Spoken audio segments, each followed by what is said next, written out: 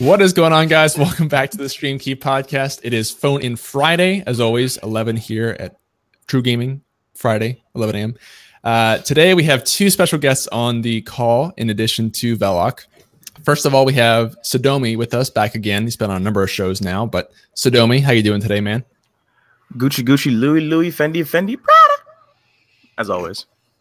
As always. I mean, you're always that. Whatever. Yeah. Always at all times that. Well, I'm good to hear you are go on, say it. Tainted, how you doing today, man? How's it going? I'm doing fantastic. I got some presents in the mail today, so pretty excited about that. All the fancy PC parts in that big old Intel case. The cube, the freaking the cube. Trying to one-up Ryzen over there. Right. Tweets. And of course, my constant co-host Velok. How's it going, man? It's going. How are you? Good. I'm good. It's insane here today at TRUgaming because today is sponsorship decision day. So all those emails are going out today and lots of other stuff coming out. But anyway, yeah. So this, if you guys haven't seen this show before, this is Stream Key Phone In Friday. And so this show is really driven by you guys. You can submit questions and topics. Unfortunately, we can't do Discord this week because of this new software we're trying out. You might see that it's really smooth and you can see all our cameras really cleanly, but we can't use Discord audio this week. It's coming soon. So for now, we're just going to take all the questions today via text chat. So if you guys have something you want to ask or a topic to discuss on the show, just drop it in the Twitch chat for us or Discord if that's easier for you, and tag at TRUgaming so we see it in red. You guys can bring up any topics you want related to some news from this week, or if there's just something that you've been thinking a lot about recently or some problem you're having with your stream, you can ask your question and we'll talk through that. But first of all, I like to kind of start with some of the news over the last week. And this was not a huge week for news. The biggest thing that we need to talk about, of course, is Article 13. And Twitch's CEO sent out an open letter. You guys probably got an email about it if you're on Twitch. Basically just saying why Article 13 is such a big deal and why we need to be worried about it and what it would mean for people in the EU if it goes through. So I'm sure that, TaintedRumbler, Sadomi, Velok, you guys all got this email as well. What do you guys kind of think of A, just Article 13 in general, but B, Twitch making such a big deal and huge email chain about it? I think it's hard to say. Like, it sounds like it would only affect European streamers, but that might not be the case. Like, it could affect all of us. Basically, I like the fact that they're making such a big deal about it, Twitch is at least, just because it would cause such a, I don't know, like, you'd have to filter through so many streamers. Like, they would have to impose so many, like, restrictions on streams in the EU, and then maybe even do it for everybody. And I don't know. It's scary. It really is. I don't know if you guys remember net neutrality, how big of a deal that was, and how big of a deal they made. It sounds like this is like a huge deal for the EU because it's going to censor all streamers in that area, and also it'll censor their internet to what they can watch. Mm-hmm. So I mean, a majority it's going to affect the EU more, but it will affect us US streamers as well because it'll hurt maybe numbers or things of that nature. Yeah, for sure. One of the things that the CEO said in the email is that, like you said, it is primarily EU streamers and just content creators right now. But he was saying that basically there's a good chance this stuff comes to North America if it gets passed in the EU, and it'll sort of taper over here in a while. So I think that is important to think about. But it's also, you think about, even if you are a streamer here in the US, I mean, your content is going to have fewer people can reach now. If Twitch gets banned, or if they can only do certain things on Twitch, potentially stuff that you're streaming, like if you use copyrighted music or, certain games or something that's not copyright safe, that can't be shown to people in the EU. So that could be a big audience base that you're losing. Because I know, for example, in TRUgaming, we have a lot of people who are from the EU. And even though we're a North American company, a European audience is a big part of our audience. Mm-hmm. So that's important to think through as well. Yeah, and with Article 13, from everything I read about it, it seems like it will just be cheaper for services just so straight up just be like, all right, we're not even gonna do things for you. We're just gonna just don't use our service anymore. Yeah, it's too risky, right? And when that's the cheapest option, you know it's not a good thing. Yeah, for sure. So that was the biggest thing that I saw from Twitch specifically this week. And if you guys want to call in and talk about it, you're more than welcome to. A couple other things that I saw. One is that they finally added the ability to delete single messages from the chat instead of purging all the messages from a single user. So that's pretty nice and something that probably should have been there a while ago. Not a huge change, but kind of a quality of life one. And that was most of the actual changes to Twitch itself that I saw. There were some also discussions I saw recently, the biggest of which, I don't know if you guys have been following Twitter a lot, but I've been seeing so many posts from people about like, telling me someone who deserves to blow up on Twitch. I'm going to give them all these bits. I'm going to go whatever, make them famous or something. Or, drop your Twitch link. I'll show you some support on Twitter. And it's just so vague, but I see so many of these posts right now. And it's kind of like a resurgence of the whole support small streamers thing, it feels like, or some weird variation of that. I don't know. Have you guys seen this at all on Twitter or somewhere else maybe? Yeah, dude. Everywhere you look, it's on there. Yeah. Do you, anything that I'm not mentioning or anything specifically you've seen? It's just free clout. Yeah, absolutely. Absolutely it is. Yeah. That's the big issue, right? Is because we see like the tweets that get viral are the ones that say, hey, drop your link and I'll show support. But then we don't see what that support is or what happens after that. And I think that would be a good discussion topic for today, especially if we have people who want to comment on it. Basically, the idea of sort of like, I want to call it fake support in a way, because I think there are a lot of communities and people on Twitch who do this kind of thing where they kind of use the guise of supporting smaller streamers or something, but really it's just to give themselves virality or to boost their own numbers or something. I don't know if you guys have experienced that as well, either on Twitter or, certain teams or communities or something. Oh yeah. I mean, it's all over Twitch and Twitter, like everywhere I look. Cause I mean, the only reason I use Twitter is to promote my stream and my brand, all that. That's the only reason I use it. So I follow other streamers, I follow other communities, but now, especially now, there's just that's all I see anymore. And it's just, it floods the story. So it's like, I don't know. I don't play into it. I don't do it because I don't think that's a good way to grow.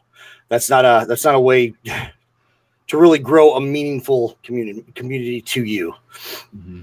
Yeah. And it's weird because you don't necessarily need to, if you want to support other streamers like that, you don't need to do it that way, if that makes sense. Like you don't need to go out and ask people to tag somebody or, ask people to drop their links in the chat. You could literally just go through Twitch yourself and find people.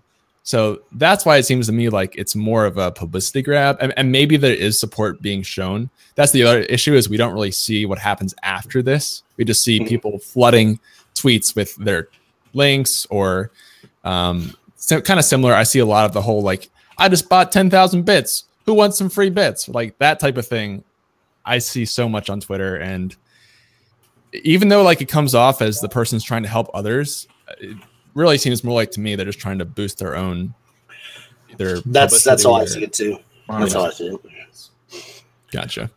Well, and besides, with like that stuff, it's feeding off of people's. It's like business cards. If you like it's a TwitchCon, you all know it's like, hey, walk around. Here's take my card. Take my card. It's like no one's gonna care if you post a link. Like how many times you post a link that you didn't care about? I mean, that you like clicked on. Right. Yeah.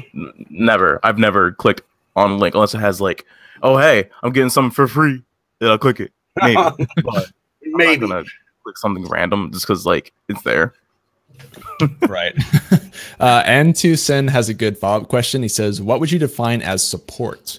So I think we should come at this in terms of, there's kind of like fake support and real support. What would you guys say is real support for a streamer? If someone's looking to help that person, what would sort of the best way to support another streamer be in your opinion? Let's start with Velik on this one.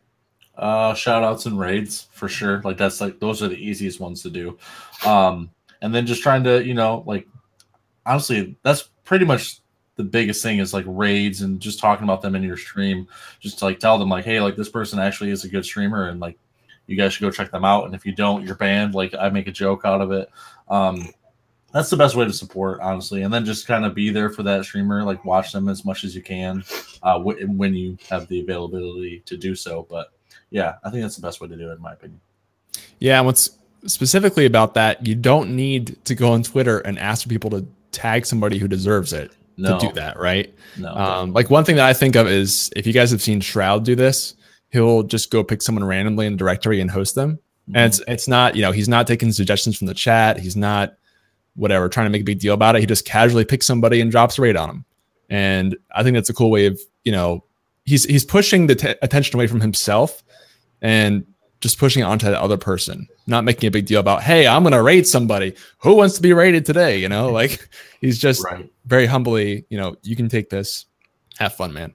So I like that personally. I don't know if Tainted and Sadomi, what do you guys think? What is good support in your opinion as a streamer? Well, I agree with Velok for sure. I mean, it's raids, hosts, talking about him in chat, everything Velok said for sure. Because I mean, the best support anybody can give you is their time. Just hanging out, getting to know you, getting to know your community, and showing that they care. So I mean, that's pretty much the best support that you can get, in my opinion, anyway. Right.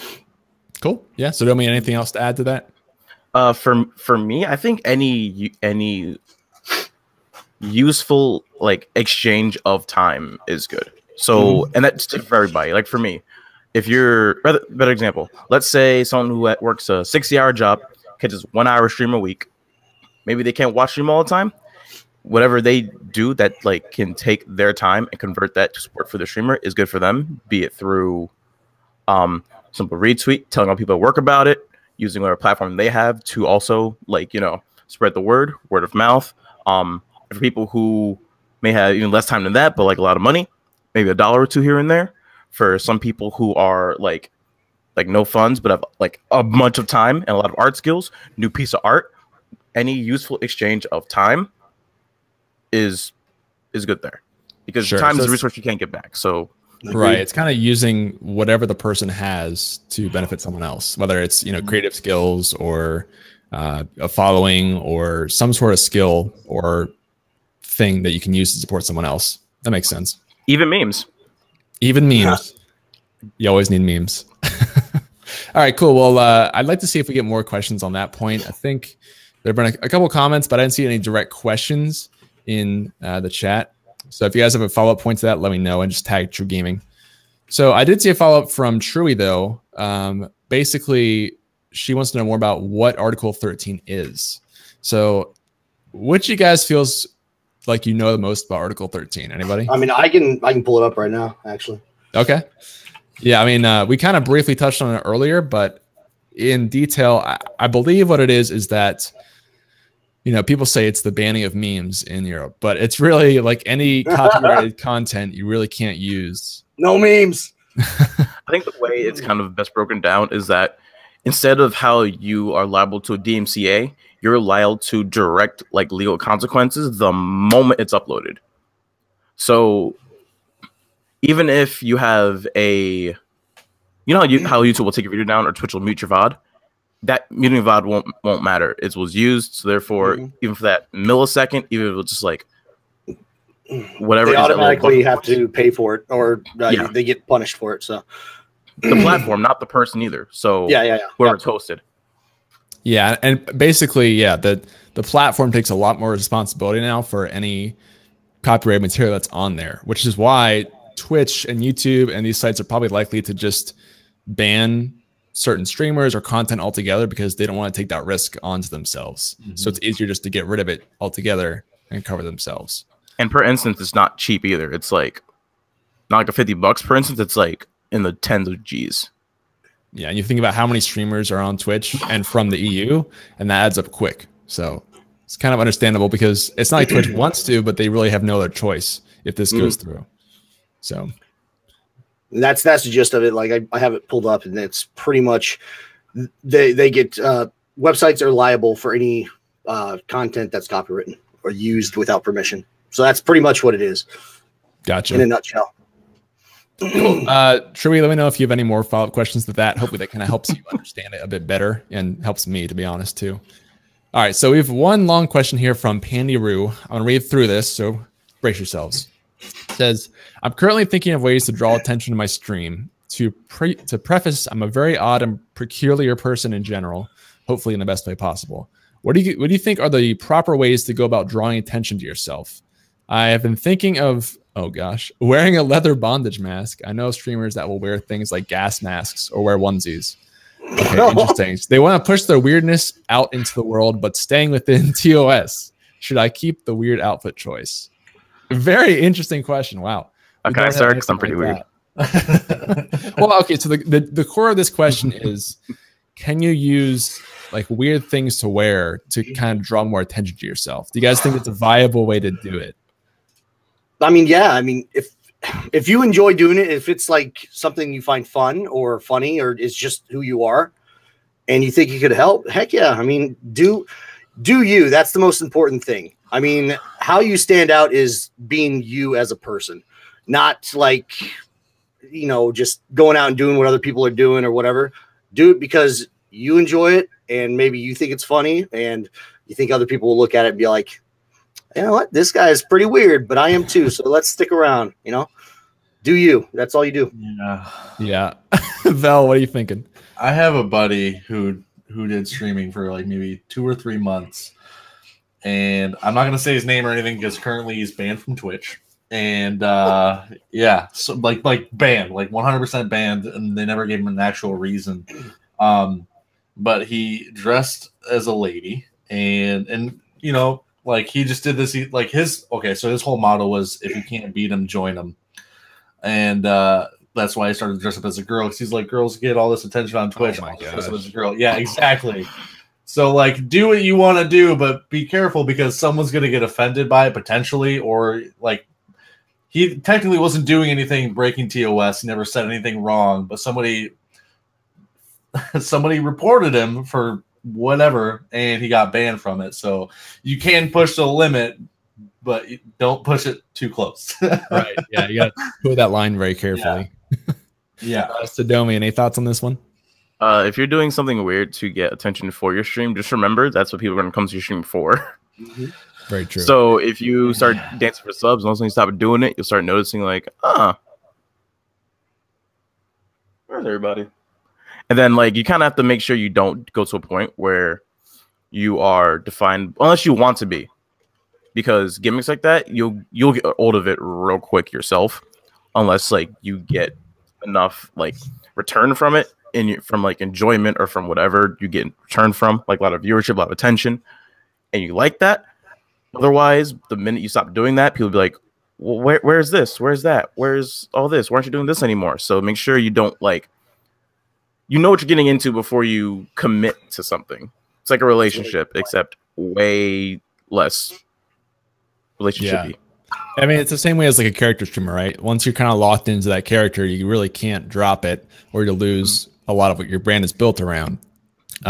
Something I want to add to that too is that I definitely think that dressing up or wearing something goofy or weird or whatever can definitely make you stand out a little bit in terms of if someone stops by the stream, that's like, oh, what the heck? What are they wearing? Like they'll stick around for a bit longer there, but I don't necessarily think it'll bring more people to your stream unless it's by word of mouth. But you know, if you just wear something different, I don't think it's really gonna increase your visibility on Twitch by itself. If that makes sense. You might get, once people come in there and they find you, they'll stick around for a bit longer because they're interested, but it's not going to raise your numbers of people coming into the stream. And the other thing is that even though, like, yes, you will definitely get that bit where people will be interested for a bit longer, that will only last so long. You're going to have to follow that up with content that's going to make them want to keep sticking around, because wearing a goofy mask is not enough of a brand to build around. You have to do something with that too, you know? Make the rest of your content support that and be interesting enough to watch. Because, I mean, the first time you come to a stream, that mask will be weird, but the fourth time, it's not going to surprise anybody anymore. So you're going to have some good content that'll make people want to come back, in my opinion. Anyway, good question, though. We've never had a question like that before, and I think we have some follow-up points to go through, so we will get to those as well. Yeah, so N2Sen had a follow-up. It said, I would like to hear you guys' opinion on a weird variety day. Maybe not wear a gas mask all the time, but let's say you stream with your main game 3 times a week, and 1 times a week you stream something else with some cool twist. Drinking game. Okay, so incorporating a weird variety day into your schedule, I guess, is sort of what he's asking here. Do you guys think there's some place for that in your schedule? For a weird variety day? Yeah. I mean, basically. I think it's a great idea.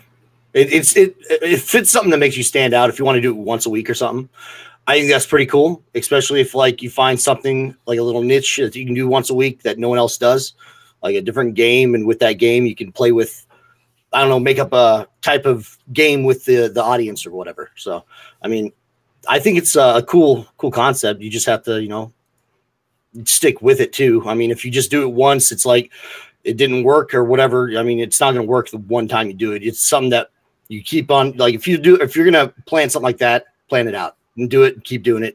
Unless after maybe 2 months, it doesn't work out, then maybe try something different. So. Yeah, makes sense. I think it's just like any other day, really. Like if you want to make it something consistent people can expect, you could definitely try incorporating that for sure. Sadomi or Bell, like you guys, have you ever tried something like that? Like a weird day in your schedule or something like maybe a wild card day where you can play any game or do something like that? We have theme days. Like we have Weeb Wednesday, which is technically it's every day, but it's specifically on Wednesdays.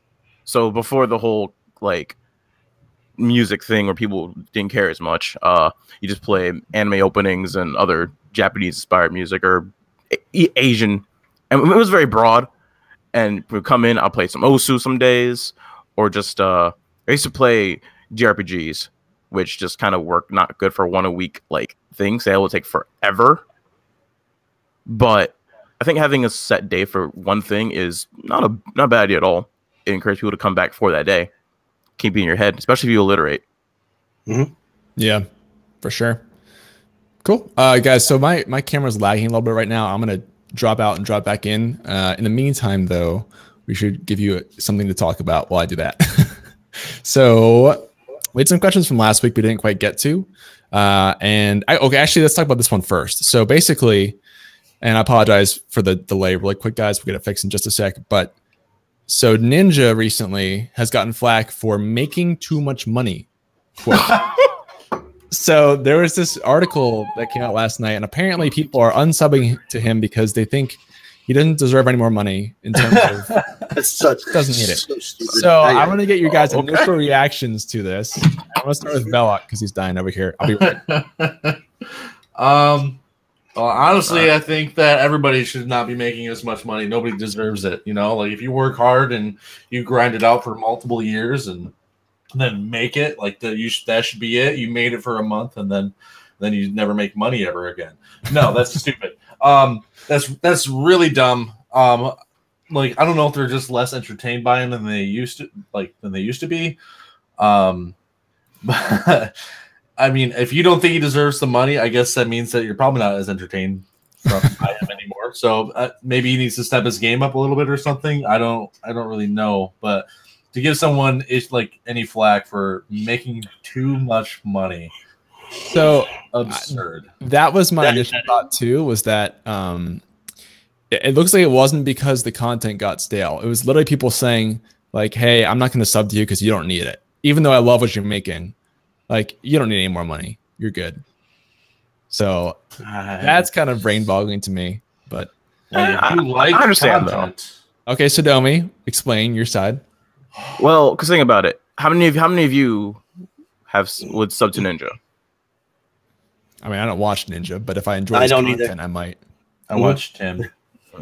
Okay, I assume you're subbed to Tim though, right? Billy? Hell yeah. Yeah. Okay. So for me, like I can see why people would say that. It's more of like listen, I still like his content, but I feel it'll be a bigger impact giving a sub to someone with 2 viewers versus 20,000. So it's kind of like trying to either spread your, I guess, using your money to help, like, what's the word? Create a bigger impact versus just the sub you'll get from Ninja, where he'll just like boom, and someone's like, "Oh my god, thank you for the sub." So I can see how someone would think of that. And I mean, if you're that big as Ninja, you should have already jumped the sub ship game. Like, subs just whatever. You don't care about your sub count. You use your endorsements, advertisements, everything, every other source of income that's more stable than if someone wants to give you $5 a month if they feel like it. Right. Yeah. If my camera freeze, what's going on with my camera here? Okay. I think we're back now. Yeah, you're Speaking of subs, Spagooters just came out 10 subs in the chat. Thank you for that, dude. Yay! Sub. This is so weird to me because, like, I understand your point, Sadomi, in terms of, you know, maybe it's more beneficial for smaller people, but good content is good content. And I don't think if you enjoy someone's content, you shouldn't not sub to them because they don't need it, if that makes sense. Like, you shouldn't feel like you have to give your sub to someone whose content you enjoy less because the person you enjoy more already has enough.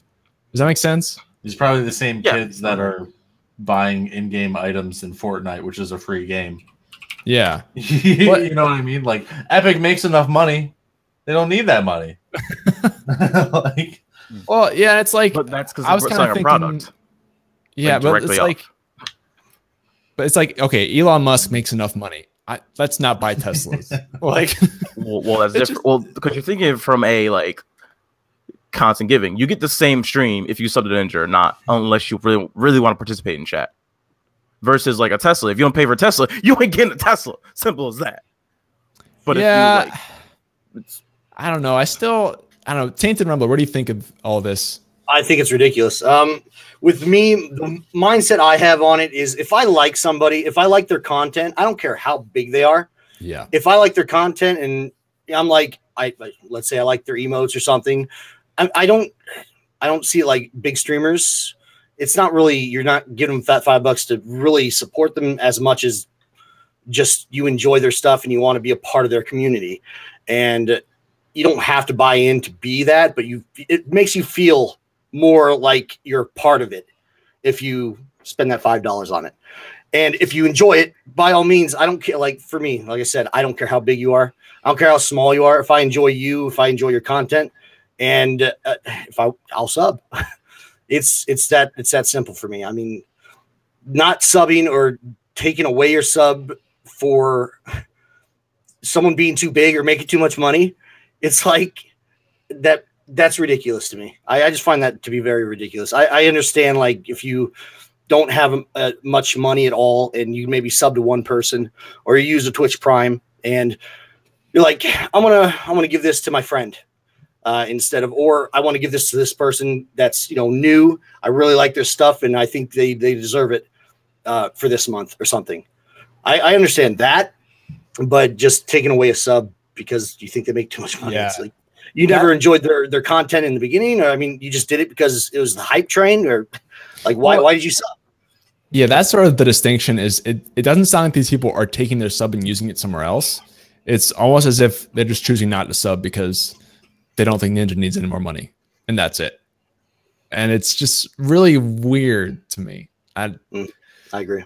I don't know. There's definitely some comments from the chat too, and we're getting more subs. Susie Q, thank you for the sub for yourself and for the gift. Appreciate that. So we had a comment from the Step who said, what if you can only afford one sub a month and you like two people the same amount, and one guy has 10 subs, the other's 1,000, so you might choose to give it to the smaller guy. And that makes sense, Step. My point there is that I would say generally you probably prefer one person over the other to some degree, even if it's like hard to realize. So it's weird to me to feel like you're not allowed to give your sub to the higher person because the smaller person needs it. Does that make sense? If the smaller person really wants it, they'll make better content. Exactly. Yeah. Like, you shouldn't feel like you're obligated to give your sub to someone because it should all come down to content. Whoever gets the best content gets the most subs. That just makes the most sense to me. I mean, that's how it should be. Don't get it wrong. That's how it should be. But not always how that happens. I mean, you definitely need to have like good content to have people want to sub to you or have something to offer to get subs. But like, you can't tell people how to spend their money. Like, you can't tell someone like, hey, you like their content, you have to sub. Because right now it sounds like people are just like, hey, you like their content, so you should sub to them. Just because you take your sub, like people always kind of talk about, hey, if you can't afford to sub to me, that's okay. Well, what if I don't want to sub to you because I think that my sub isn't going to really be as beneficial to you? Because and at $5 I can spend towards something else, which I can get somewhere else. I get the same content. It's literally just a product. I view Twitch as like a combination of a product and community. Because a lot of people here are consuming, like all people in the chat here, consuming a podcast. Everybody in everybody stream consuming content. It's technically a product. And so if you want to sell that product and you get the same product for paying the same price, I mean, while you should sub if you want to, you don't have to. And if you want to take your sub away, that is your decision, and that is completely on you. No one should guilt you into subbing to somebody, no matter if they have 1 sub, 5 subs, 20,000 subs, or if they're Elon Musk. But that goes both ways, right? Because if you're a smaller streamer, then to some degree, like Steph said, maybe you feel almost guilty to sub to someone who needs it more, or if they're like a very small full-time streamer, they really need this to get by. That is also a form of guilt, I would argue. So it's, I don't know. It's a tough discussion for sure. And there's more comments coming in from the chat. So Pandy says, I usually sub to the people I feel that I have a connection with, whether they are playing a game I enjoy or they are personable. Regardless of size, if I really enjoy someone's content, I will more likely to sub. Yeah, exactly. If you enjoy the content more, you're more likely to sub. That's how I think it should be, instead of feeling guilty either way, whether someone's small or large, to give them a sub because they deserve it or don't deserve it. I think that's crazy. But anyway, I don't know if you guys have any last comments on this or any other views. No. All right. We'll move on. Good discussion though. And if you guys want to add more comments, of course, in the chat, you're more than welcome to. So I saw a question somewhere up here. Chat's moving today, guys. So thank you for that. Good stuff here. So, okay, actually, let's go back to one of the ones from last week because Entusen has a question here, but I want to jump to somebody else. So James, Asian Slick Slaya in the Discord last week said, does a successful growth period in your channel make a game more fun than what it normally would be? And does a slow growth period make a game less fun? Would you play a game simply for the growth, even though you aren't really into it? I love this question. That's a very good one. Yeah, so let's get your thoughts. Basically, does your growth affect how much you enjoy a game, in your opinion, guys? I'll start with Sadomi on this one. It can, depending on the game. Like some games, good example, Clone Drone. It's a lot of fun because you like people in chat, and then it's fun because of that. But on its own, so Clone Drone, you guys don't know, it's a game that has heavy chat interaction. Viewers can pay coins they earn in-game to like create monsters for you to destroy, and it's fun when it gets chat popping. It's fun. Everyone comes in, they fun around. But as if that's like your only thing you're doing, it gets like stale, and you do get growth from that, but people just come for Clone Drone. It's kind of like marbles in the same way. Like it's more fun with more people, so then the growth kind of makes it more fun in and of itself. But the game itself you don't enjoy the game as much on its own. Yeah, I think those games are probably a little bit more exceptional because they are so reliant on Twitch chat to function. So if you don't have chat, you really can't play the game. Yeah. But I am curious if you guys have, because I think it comes down to what you want to get out of the stream, right? If you enjoy playing a certain game, if that matters the most to you, then maybe that's where you want to spend your time versus, if you really want to grow a brand and grow your channel and grow a following, maybe it doesn't matter what the game is. It just matters that you're growing. So, Vel, what's your kind of take on this? I mean, so like you said, it kind of depends on what you want out of it. But I do think that growing can make a game more fun, even if it doesn't rely on even if the game doesn't rely on people being there. It can definitely make the overall experience more enjoyable if you have growth going on currently. But to me, it doesn't make enough of a difference to where I would stick to one game just because I'm growing in that category. I don't think. Okay, fair enough. TaintedRumbler, what's your thought? I have experience with this. when they came out with the actual Twitch app for your computer dashboard, a lot of people had experience with a huge influx of new followers and all this other stuff. My main game is Rainbow Six Siege, and I have fun with that game. I hate the game at times too, but I would say one of the most fun times I've had with that game is when I did a 24-hour stream and got almost 1,000 followers in that 24-hour stream, because that was when that app came out, and there were so many people in chat, it was just so heck yeah. I mean, it can make the game a lot more fun, even if it's not an interactive chat for the game. And I don't think having a dead chat or not much growth, I don't think it makes the game less fun, for me anyway, because I don't play a game like I didn't get on the hype train for Fortnite. I couldn't. I see the appeal. I just couldn't do it. I don't like it. So I that hurt me a little bit in growth, because that's a huge game to grow with. But I don't think it would make a game less fun because of you should be playing it because you're having fun, not because you want people in there, and you had like the only way you can have fun is if people are there. It's like, yeah. So I think it can make it more fun, but I don't think it makes it any less fun if you don't have as much growth. Yeah, some good points there. The one thing I always think of with this type of question is Warframe, because I see it time and time again where Warframe gets some crazy promotion on Twitch. If you stream Warframe, your viewer count just goes up by 10 times for no reason. And people get on board that hype train because everyone's watching it. So, hey, I play this game. It's kind of fun. It's really fun, especially when there's 1,000 people watching me. So I'll do that. And then the campaign kind of ends and people realize that, hey, I don't really enjoy this game that much. I really just enjoy the viewers in the chat. So in my experience, I've seen a lot of cases where people try to do something like that, where they really try to play a game that's going to get them attention that they don't actually enjoy that much. And then once that attention leaves, or if they just play a game for long enough, they realize that they actually can't stand the game, or they'd rather be playing a different game or something. So I would say that to answer that question, it can definitely make a game more fun. Like these guys have said, if you get more viewers, I mean, that's just part of Twitch. But it's important, in my opinion, that you choose something that you can play without viewers as well, that you're going to be able to sustain long term. Because even some of the guys, I mean, look at the biggest streamers. I know League of Legends, for example, it's been around for 9 years, right? And some of these guys, you can tell, don't enjoy the game that much. But the best ones definitely did enjoy the game at one point and still enjoy it to some extent, versus the ones who, just try and play a game like Fortnite or Warframe because the numbers are high and then get sick of it and burn out and quit Twitch. And a lot of people do that too, especially with that hype train with the Fortnite. I mean, a lot of people like it, which is great, but a lot of people just started streaming because the game was so big and they wanted to try to make something of it, and they really didn't like the game.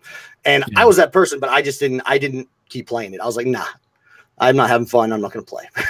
For sure. Yeah. And iThieves in the chat said it depends on what your motivation for streaming is. It definitely does. If your biggest priority is just to grow a brand and grow a following, and it really doesn't matter what the game is that you do to get there, then sure. I mean, you can just stream whenever it has the most potential to grow your viewership. But I would say for most people, the game you're playing at least somewhat matters to that. But just being very clear on your goals and what you want to get out of your stream is important for that. So cool. Any other thoughts to add, you guys, before we move on to the next topic?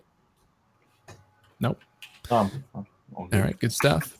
Let's jump back to N2Sin's question. And I apologize for my camera. It keeps kind of falling behind, even though I refresh it. So hopefully it's not too bad. So N2Sin says, best advices against stage fright.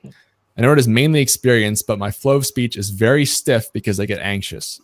What are your best small tips to snap out of it?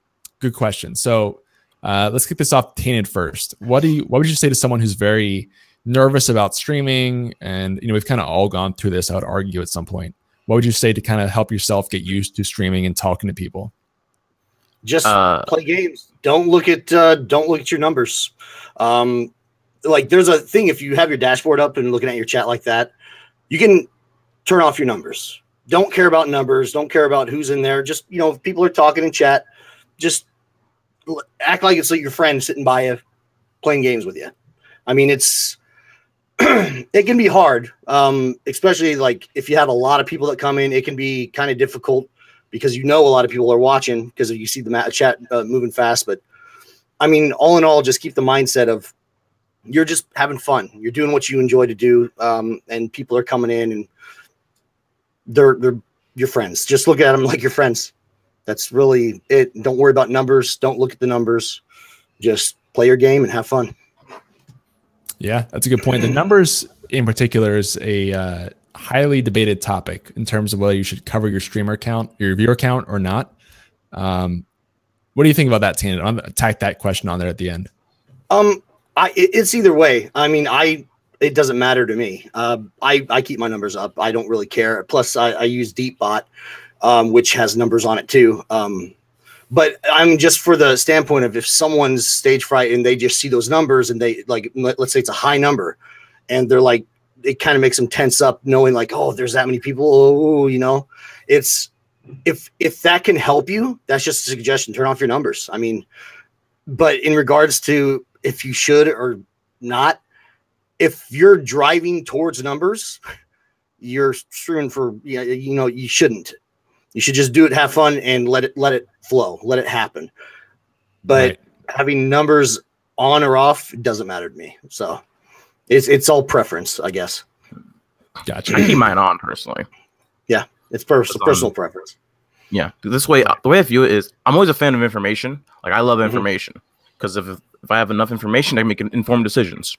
Good example: if I notice that like I'm going up, that might be a good time to be like, hey, I have a Twitter too. Hey, I have a Discord too. Or my number's going down, I know, hey, don't ever do that again. or if it's like 3 o'clock, I'm like, okay, here comes the kids. Yeah, there's nothing wrong with having your numbers. I'm not trying to make it sound like you should or shouldn't have numbers up. It's just if it can help you with like being less tense and not having to worry about how many people are there, turn your numbers off. I mean, like I said, I have mine on too, so it's whatever. Right. So, I'm going to kick it back to Antusen's question a little bit. What would you say about stage fright and getting used to talking to people when you're kind of brand new to content creation? This might sound kind of mean, but just do it. Like, because the more you do it, the more you get comfortable with it. And that's anything. Like, walk on icy roads the first time, you're scared. 100th time driving in the snow, you're complaining people are going 20 when you're going 60. It's just repetitions, do it. And if it's... And then it comes to the point where it's like, now, do you want to be a streamer or do you want to be scared to stream? I know it's like, it's kind of a choice for a lot of people. Like, you have to choose either be scared to stream or stream. So, I mean, it's like, you don't want to be. That's by fire. Yeah. Like I said, it sounds kind of mean to some people, but if you want to be scared about it, then do you want to do it or you not want to do it that badly? No, that's a good point. I think, pushing yourself to get through difficult things is really important to growing a good stream, because anything that is going to positively help you grow is going to be a little bit risky most of the time, whether it's applying for a sponsorship or, turning on your webcam or doing something new that you've never tried before. Those are risky things that might scare you, but in the end are going to be the difference in what helps you grow the stream is kind of how I look at it. But Veloc, I know you've talked a lot about this topic before in your stream too, I think. Yeah. But what are your kind of quick tips on this? Quick tips. You got to realize that nobody on Twitch is perfect. So like when I first started, I was worried because I speak pretty clearly now for the most part, but I still like slur my words every once in a while. I don't pronounce things the right way or very well sometimes. But that was a lot worse when I first started streaming. And it had me worried at first because I knew like I mumbled or whatever, or I slurred. And you just got to remember that if there is something good there, people will be there for you. And yeah, like nobody's perfect, and people, if you're entertaining, people will see that and they'll come and check out your channel. So don't worry so much about any flaws that you see in yourself or anything that might make you scared to stream. I had the same thing when I started too, so that's a good point. Yes, I think most people do. And I think also something you mentioned there is one of the great things about Twitch is that because it's live and not polished, it's okay not to be perfect. Exactly. As opposed to like YouTube where everything is super edited and just right. Twitch is not that way at all. It's super off the cuff and improvisational. So one of the things I love about Twitch personally. But good question, and hopefully that helps you out a little bit. And two, let us know if you have follow-up questions to that at all. Okay. Jumping back here a little bit. So Testy Shift said, a lot of people that I ask tell me to stream smaller games that are less saturated, but I already have a community on Fortnite. I find I only get viewers when I stream Fortnite. Would you suggest I bite the bullet and stream a smaller game, or should I continue streaming Fortnite? Interesting. I'll jump this off to Velok first because he is a Fortnite streamer most of the time. What would you say to Testy? If you provide content that's different than any other streamer, or not any other streamer, but than most of the other streamers on Fortnite, I would say that's enough to where if you enjoy Fortnite, if you actually are having fun streaming Fortnite, not just because of the growth or anything, but if you think that you can stick with that game for a while, I think it's definitely worth it. Because every streamer you go to on Fortnite is like the one who doesn't really talk to chat so much and focuses a lot on top tier gameplay.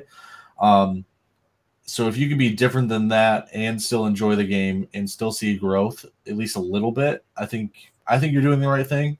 I wouldn't listen to too many people on their game suggestions. You know what you should be playing, and you know how you want your stream to be, moving. So listening to viewers isn't always the best idea. So just stick with your gut. Yep. I like that too. That's one thing we talk about a lot here is you can't let the viewers, yes, you have to give the viewers content that they want to see, but at the same time, you have to be the one driving the ship. They don't know what they want to see.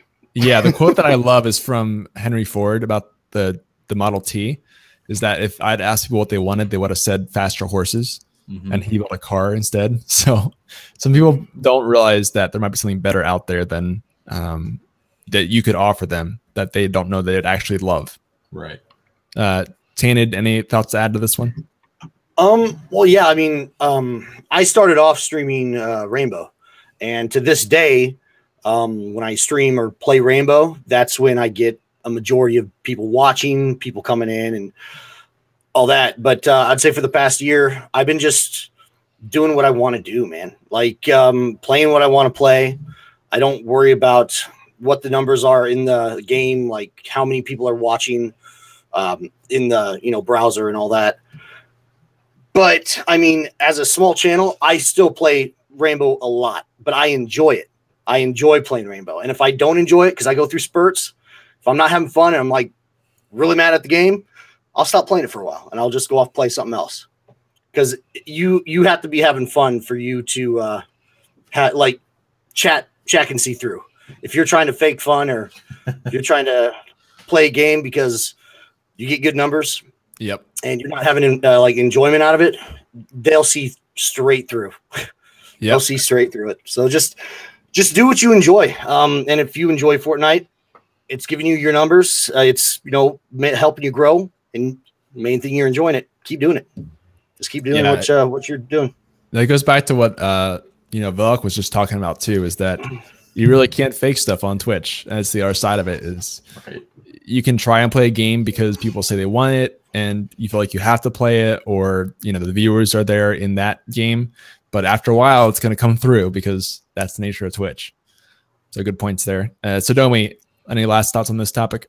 So I started out with playing Rocket League exclusively, 6 hours every day on stream. I don't do that anymore.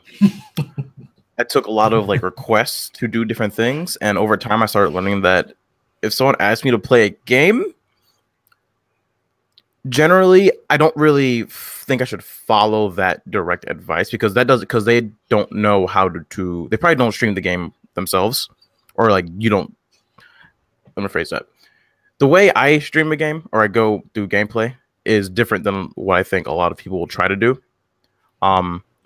So when other people try to tell me hey, you should play this game on stream, I'm like, it'd be cool if I did, but I know it's not going to be a good idea. So while I appreciate the request, if more people request it over time, and I have a free day where you know what, I just hate what I'm doing today, we'll do something different, then I'll do it. And then if that gets a good reception, then I'll try to incorporate it more slowly. But I think the streaming what people ask is always not going to be the best idea. Yep. Very good point there. Yeah, we talked a lot about that in terms of viewers running your stream. I think we've had an entire podcast episode on that topic before. But you really have to come to terms with that at some point as a streamer, because it's really easy to get sucked into it and try and make people happy with whatever they want to see on the channel. But that isn't really sustainable long term for yourself and for people who want to watch too, because you can't please everybody with your content at some point. So, but good question there. Thank you for submitting that one. We're going to jump on here to the next one, which I think is Go Paint. I like that name. They say, how do you guys feel about using green screens? Good/bad/ doesn't matter. Let's kick this off to Tainted first. What are your thoughts on green screens? I think it's great. I think they're awesome. I mean, it depends on your style.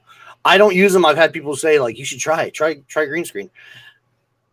They're cool. I enjoy watching streamers that have them, but to me, it doesn't matter. I mean, as you see, I have an American flag. I have other gaming stuff around me that kind of like, if you have things like that, it kind of starts a conversation sometimes. Like people in the back, they'll come in if they're new, they'll see that green light or something. They're like, "Oh, that's a cool lamp," or they see a Super Nintendo here, or they see Kansas City Chiefs or something, or not Chiefs, Royals, and they're like, it starts conversation sometimes, and it kind of gives a personality to you a little bit. But to me, it's whatever. Like, I still enjoy watching streamers with green screens because it's all about the streamer at the end. So, yeah, absolutely. Good points. Velok, what are your thoughts here? I don't use green screens. I never have. I've considered it, but like Tainted was saying, you get to see a lot about the person behind you, like a lot about the person, like based on what's behind them. Like it can start a conversation, or it can just help you connect with that streamer just a little bit more. And yeah, I don't know. It's not really for me. I don't think I would do a green screen as of like right now, but I don't know. There's positives and negatives to both. Not really too many negatives to either one, I guess. Just it's all based on preference. Right. Absolutely. Cool. Sadomi, what are your thoughts on this one? I've actually used green screens and I've not used them. I go about 3 weeks before I use green screen. Then I'm like, I hate this. Go back to my own setup. Then I'm like, you know what? I want to try something different. Green screen back up. Find out my lighting is okay. It does all right. Get sick of that. Bring it back down. So it's green screens are a tool. So you don't have to not use them or use them. You could interchange them and use them for certain things. It's a tool. So use it as a tool, not just as like something you have to have or something you don't have ever. So if you use a green screen, you can do a lot of cool stuff with it. Sit behind background to be more dynamic. You have a lot more space on your screen as well. Color your background, or just like Tainted or Veli and even Green, because you have stuff in the background. And I mean, as much as this sign's beautiful and all, it's not really much else on the wall. But then again, you can't really have purple like stuff coming back trying to do a green screen, because that does not work. So, like I said, it's a tool. Use it how you want to use it. Yeah, I think that in particular is great. I like your lights, by the way. So my comments on green screen are two things. First of all, I think it's a noob trap that a lot of people fall into. Like, oh, I gotta get a green screen. I'm getting all this PC stuff. I gotta get a green screen. And then they just get one without really thinking about why they want to get one. I think that green screens, like Sadomi said, they're a tool. You should think about what you want to do with them specifically, because there are some streamers who use them in genius ways. Look at Dr. Disrespect, who does racing on the bike, and he's in the tower and he's walking through his mansion, and that is like an excellent use of a green screen where you couldn't do it without a green screen. So you need that for that. There are other examples out there, people who use green screens who do it very well. And then on the flip side, sometimes you don't want a green screen because, like Tainted said and Velok said, you can have stuff in the background that sparks discussion. That's a really helpful thing. And I think in general, people kind of undervalue not using a green screen, if that makes sense, because it's worthwhile to put a lot of work into your background and your camera, because that can actually sometimes be more impressive than having a good green screen, having interesting things to talk about, or like Sadomi has here, kind of like interesting aesthetics. I saw this one guy recently who his camera is just so good, and the focus and his background, everything's just so amazing to look at, that he has to have that. Like, if he used a green screen, his stream would be worse because of it. So it just comes down to thinking about what you want to do specifically with your content, and whether a green screen is going to help you do that better, or if maybe it's more helpful to have stuff in the background. That's what I would say to that one. But good question. It sounds like you do creative stuff in particular, Go Paint. So just thinking through if there's something cool you can do with the green screen, or if you kind of just want it because people have it. Make sure you don't fall into that trap. That's all I'm saying. Cool. Any other thoughts to add on here, guys, before we move on? And with green screens too, you don't have to limit it to just having a whole green screen yourself. You could green screen like where this is. You put a green screen there and just put like, do something different, like do something fun, do something crazy.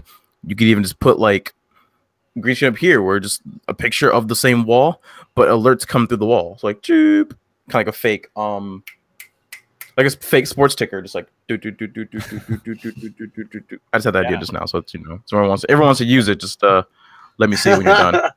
Right, and that comes back to using it strategically. Right, is using it with a certain design in mind you want to do with it, not just having it there because it's cool. That's what I would say. Cool. So on to the next question. All fun and games. This is a good question here. It says, is actively seeking partnerships still one of your goals, or have you sort of forgotten about it and just worry about having fun now?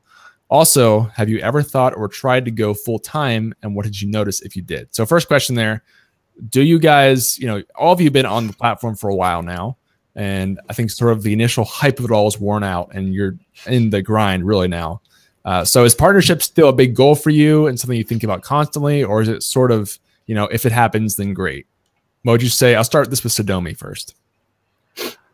Y'all know what I feel about partnership. Partnership is a contract, not a goal. So like if I can meet my goals of streaming without partnership, I'm hitting that. Yeah. No, like Twitch are cool and everything, but I don't need your like contract. I'm good. Like if somehow I was streaming on like YouTube, Twitch, Mixer, any other like coffee shop, whatever it's called, like 5 days a week, and I was like hitting numbers, hitting bank, having a lot of fun, no way I'm taking Twitch partner. That exclusive, no. But anyway, enough about me ranting about the contract. Honestly, having a goal that you can control, I think, is better for your stream versus like having a contract as a goal. Like if you want to have fun with your stream and get decent amount of growth, have a nice community, make something like tangible. If that your goal, at least for me, that's what I kind of do.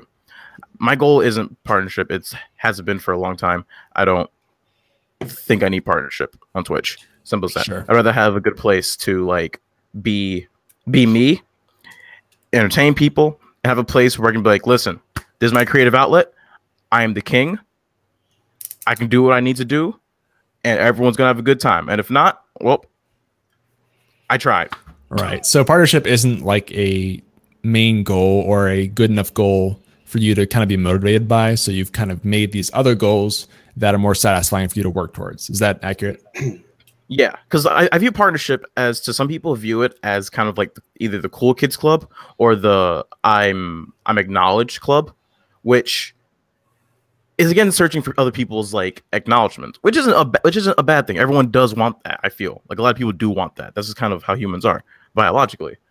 But saying that as your goal can lead you just not in a good spot. Because you can have a happy stream with like out hitting Twitch partnership numbers or what they want you for Twitch partnership. Why would you want it? Yep, absolutely. Who should I? Tainted. What are your thoughts on partnership? Is it a priority for you, or are you sort of put it in the back of your mind for now? It's in the back of the mind, but it is a goal for me. It's something I want to do because I do this full time, and having partnership is more than just a contract to me. Due to the fact you get like money from ads, it also opens you up even more to sponsorship the opportunities, I guess. So, but I don't find that a contract or not a contract. I don't find that a goal that leads me every day at all. It's just something that, I'm working towards it, and it is a goal, but it's not something that drives me to do what I do. Sure. Yeah. I think you should make a daily goal, actually. Before you go live, make a goal for that day, for that stream. See what you want to do that day and create a goal for it. Do you do that with your streams consistently? Not consistently. I stream to have fun, but I do have goals of like what I want to do, how long I want to stream. Sure. So, like, what's an example of a goal that you would set for a daily goal? I would say like maybe the length of stream, a game that you want to play, maybe finish a game. Just small little things like that. I wouldn't say like set a goal like I want this many followers. This is our goal today. This many followers, because you can't control that. As like Sadomi said, you can't control that. So it's like set goals that make sense and set goals that it just puts more entertainment into your stream, and people can like come in and enjoy your stream while you're setting that goal, like finishing a game or getting to this level or this rank or stuff like that. Yep. Just driving forces. Love that, especially the follower portion. I've ranted about that many times, but setting those kind of goals, I think, is really helpful as opposed to something that's super far off and vague like partnership. So that makes sense. Veli, shooting this back to you now. What are your thoughts on partnership? Is it a big priority? Is it in the back of your mind that you're slowly trudging towards? Okay. Partnership, I think, is I wouldn't say a priority, but it is something that I'm looking forward to getting hopefully in the future. It's not something I focus on every day. Just like Tainted, I try to just have fun with streaming and I try to enjoy that and just make entertaining content. So yeah, I try not to focus too much on that being my goal as opposed to just being the best streamer that I can be that day. I think that's a much easier goal and a much more obtainable goal than shooting for something that's not necessarily totally in your control, like partnership. So just trying to be entertaining and just trying to have fun, I think is like that's my priority for sure. Gotcha. Awesome. Yeah, I think it's a good question because I like to ask this to people who are very experienced with Twitch. Because I would say when you come into Twitch initially, and especially after you hit affiliate, it's very easy to get swept up in the hype and set your sights on partner and, okay, we're going to move to partner in the next year or whatever. And then it takes you a lot longer than you think to get there. So it is important to think through, is this a driving force for me? Is this a good goal to set for at all? Should I have some better goals in the meantime to, find more validation and sense of satisfaction in my stream? But good question overall. So thank you for that. All fun and games. And your second part of your question, you asked if people are full-time or if they've thought about being full-time. I know, Tanya just said he is full-time. Velok, I believe, is going full-time in January. That's correct. Nice. Yeah. And Sadomi, I actually don't know about your status. Are you full-time or not?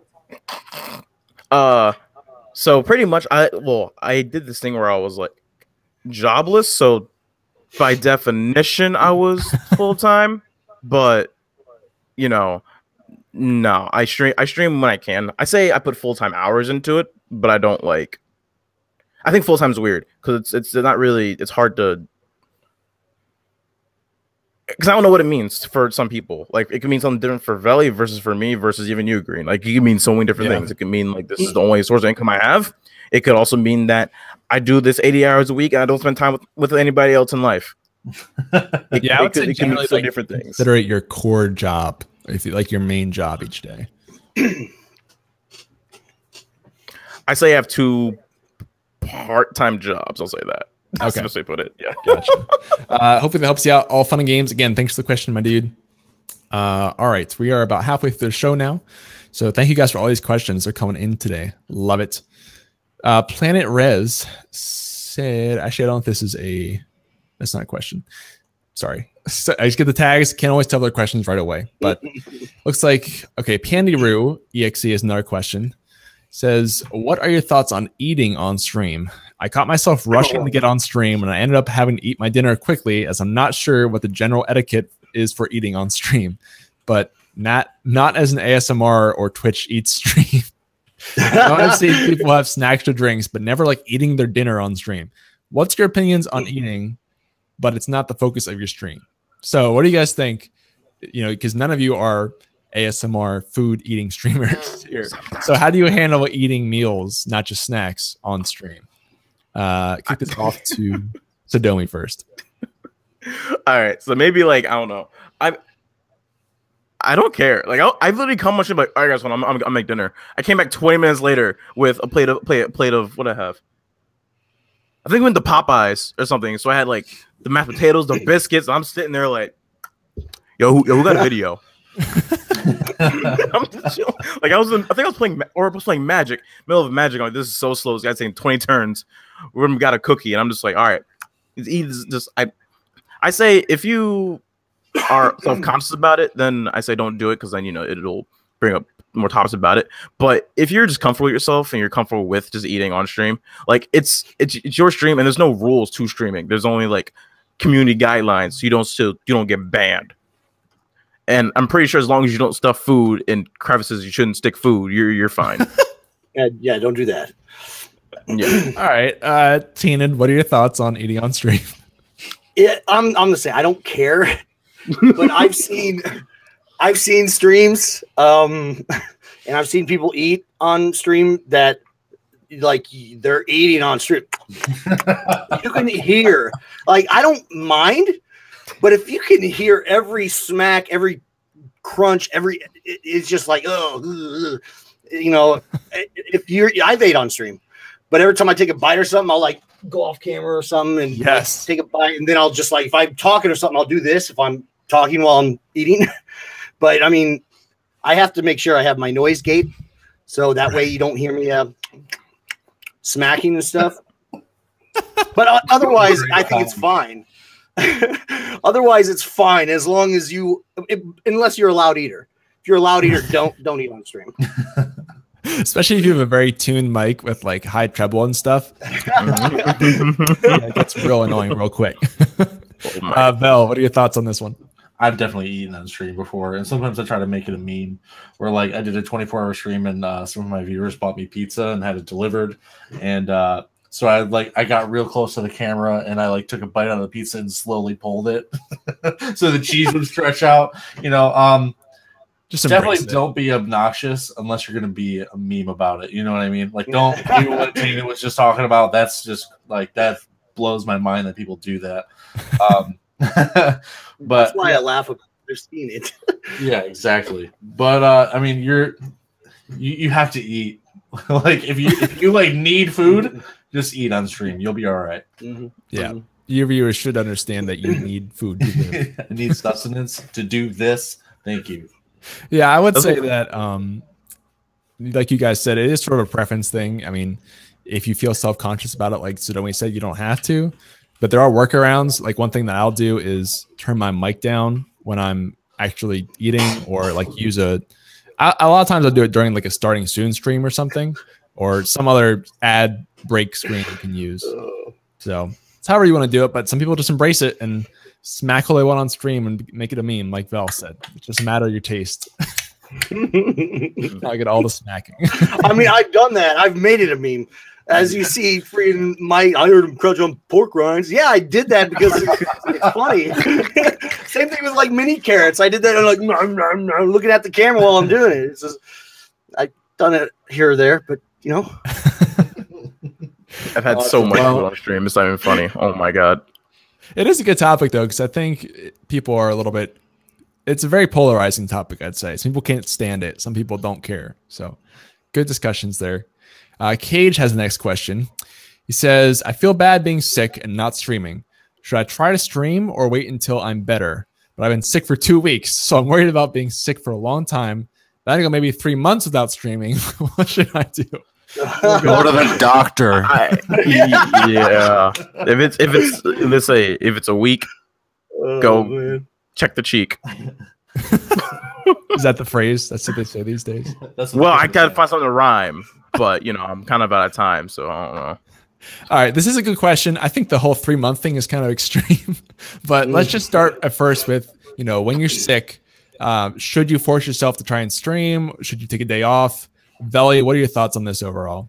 If you're sick and like you can't talk or you can't be as energetic as you normally are, like for me, like I'm generally like I try to be a very energetic streamer and I try to be a very positive, happy, and just like talkative person. And if I know I can't talk or be energetic, I'm probably not going to stream that day because it's just going to hurt what I try to do consistently. Yeah, that makes sense. Like you kind of have to evaluate whether you can deliver on your content effectively while you're sick, because it depends. If you have a very quiet stream, then maybe it doesn't really affect you if you're sick, versus if you're super energetic and you feel like crap, that's going to be a big hit. Tainted, what are your thoughts on this one? I mean, when I was first starting, even if I felt really crappy, I would still stream. And I would say, if you don't feel good, don't stream, because it's you put energy into this and you play games. If you're going to sit there and play a game and you just tell people, hey, look, I don't really feel that well, but we're going to chill. We're just going to play a game. It's not going to be, I just want to play a game because I don't feel good. Just like one time I had, what's it called? I had a throat problem and I couldn't talk. Like literally when I tried to talk, it was like squeaks. And after like 2 days of not streaming, I tried to go back and stream, and it became this like, I think there's probably still clips out there of me trying to talk and stuff. And after that day, I was like, you know what? I'm waiting until I'm better. Yeah, see, people are laughing because I know you guys remember.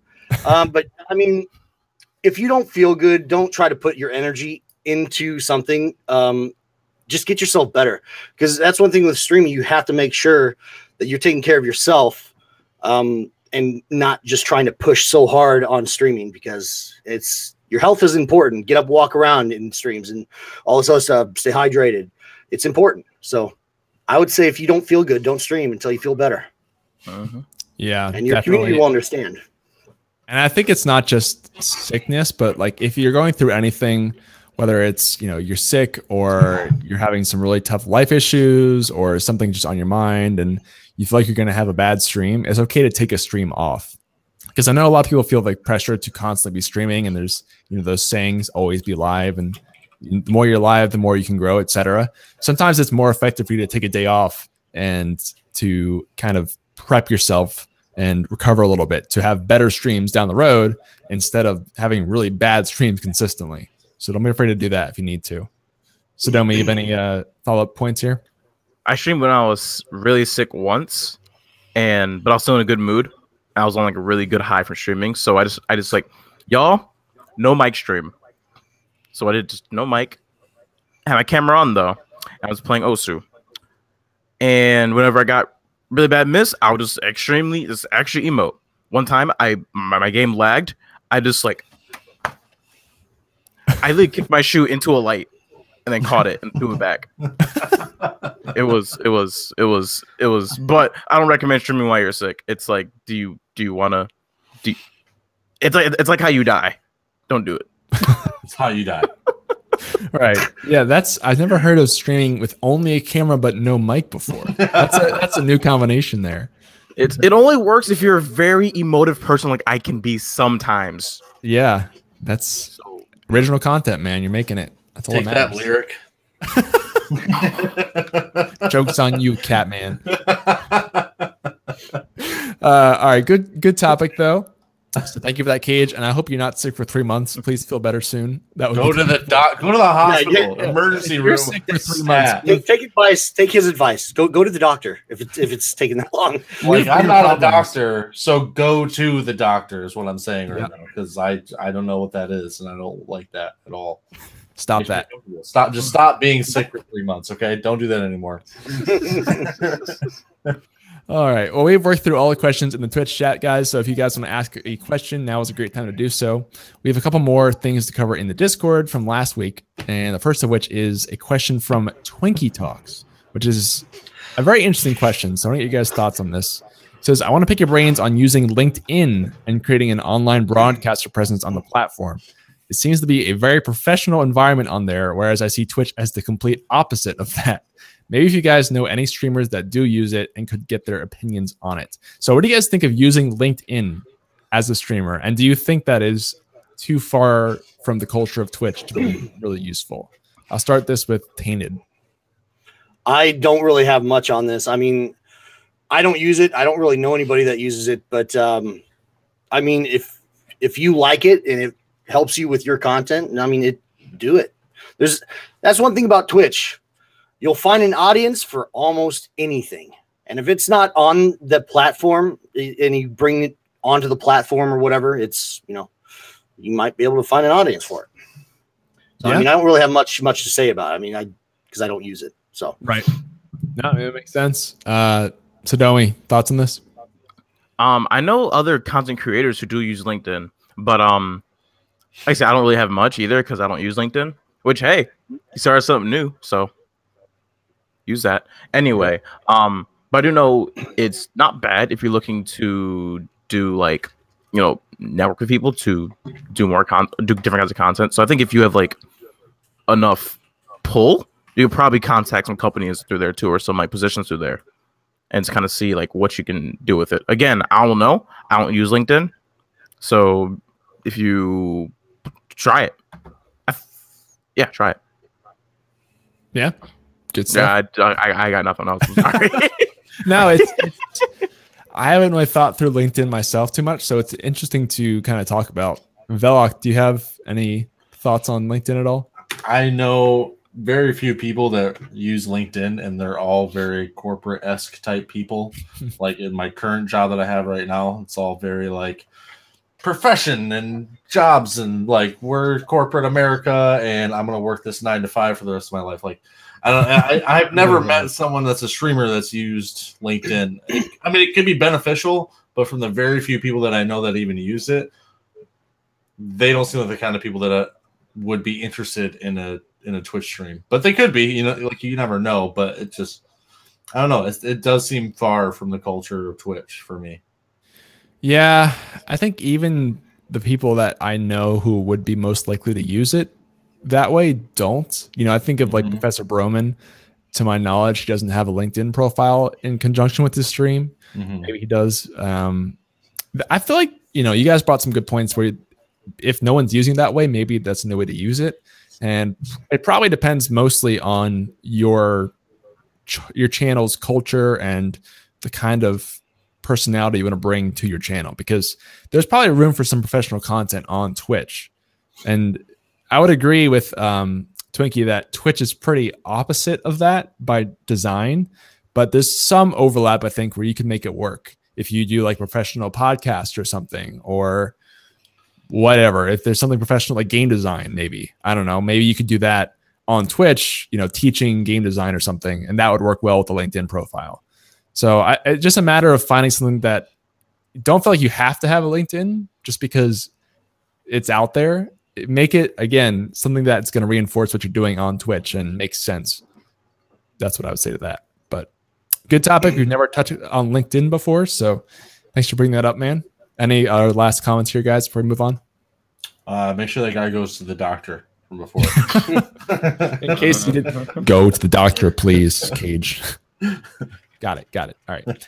All right. Daishan in the chat says, have you ever hit a wall and seen the plateau with content or viewership? And what did you do to get past it? Or I'm going to add this on. Have you gotten past it? So I'm going to kick this off to Velok first. Have you hit a plateau? How, if you did you push through it? So you're always going to hit plateaus, and you're always going to have dips and spikes and peaks and everything. And like the only way to get through is to just literally keep going. There's, in my opinion, like I don't really think that there's a method or like a specific way to get through something like that. You just go, and that's just the nature of Twitch, in my opinion. Is you're just gonna have highs and lows, and you're gonna be stagnant for a long time. That's gonna happen more often than dips or peaks. But currently, I'm at a plateau right now, and like the only thing you do is you just keep going. You try to make your content as great as you can, and hopefully it's just fluctuation. That's all it is. Yeah, definitely makes sense. Sadomi, what do you think about this? When I hit a plateau, or I don't feel like I've been producing my best, because every plateau is on me. I don't look at plateaus from like numbers perspective, because I can't control numbers. Literally, there could be Article 13, and boom, I'm down to 2 viewers a day. You never know, guys. It could happen. Yeah, or like there's so much factors I can't control. So whenever I feel like I have a plateau in my streaming, I change something up. So these lights, I got these lights just recently. Feels good. I changed my overlay up. I change it up like once every 2 months.